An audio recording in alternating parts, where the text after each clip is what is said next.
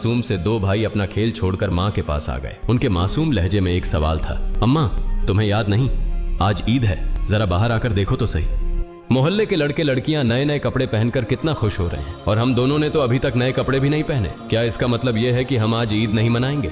थोड़ी देर बाद वे फिर कहने लगे, अम्मा जल्दी से हमारे नए कपड़े पहना दो, हम भी उनके साथ खेलते खेलते ईदगाह जाना चाहते हैं। जब अब्बू आएंगे तो उन्हें हमारे साथ भेज देना, हम उनके साथ वापस लौट आएंगे। माँ ने बच्चों के सिर पर मोहब्बत भरा हाथ फेरा, उनके माथे को चूमा और बोली, अभी ईदगाह जाने में काफी वक्त है बेटा, तुम लोग बाहर जाकर थोड़ा घूम फिर आओ, फिर मैं तुम्हें नए कपड़े पहना दूंगी। हो सकता है तब तक तुम्हारे अब्बू भी आ जाएं, शायद वह तुम्हारे लिए नए कपड़े लेकर आएं, तब मैं तुम्हें नए कपड़े पहना दूंगी और तुम अपने अब्बू के साथ ईदगाह चले जाना। अब जाओ बेटा, बाहर जाकर थोड़ा खेलो, इस बीच मैं अपने काम निपटा लूं। दोनों भाई बोले, जी अम्मा। फिर छोटा भाई अचानक सवाल करने लगा, अम्मा क्या अब्बू हमारे लिए नए कपड़े लेने गए हैं? माँ ने दोनों बच्चों को अपने गले से लगा लिया, उनके माथे पर प्यार से चूमा और अपने दिल के आंसू पोंछते हुए हंसकर कहा, हाँ बेटा तुम्हारे लिए नए कपड़े आएंगे, तुम्हें जरूर पहनाऊंगी, अब तुम लोग बाहर जाकर खेलो, सब ठीक हो जाएगा। माँ ने अपने रब पर यकीन करके अपने बच्चों को दिलासा दिया। दोनों भाई खुशी खुशी बाहर चले गए। माँ ने अपने आंचल से आंसू पोंछे और मजबूरी में अपने काम में दोबारा मशगूल हो गई। कुछ देर बाद दोनों भाई फिर रोते हुए घर लौट आए। उन्होंने कहा,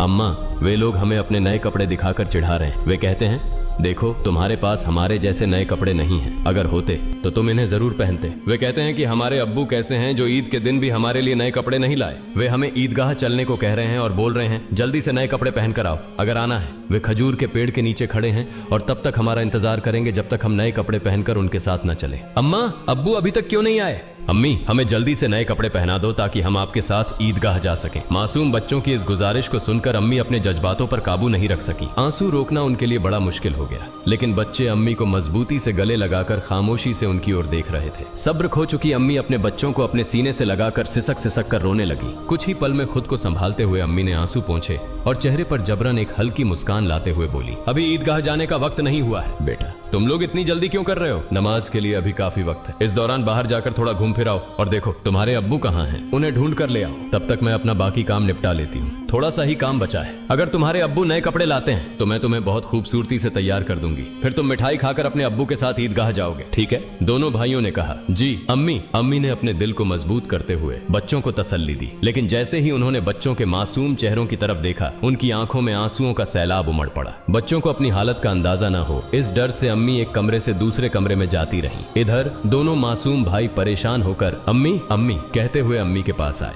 उन्होंने कहा, अम्मी हम अब्बू को ढूंढने जा रहे हैं। अम्मी ने रूंधे गले से कहा, हाँ जाओ। उनकी आवाज में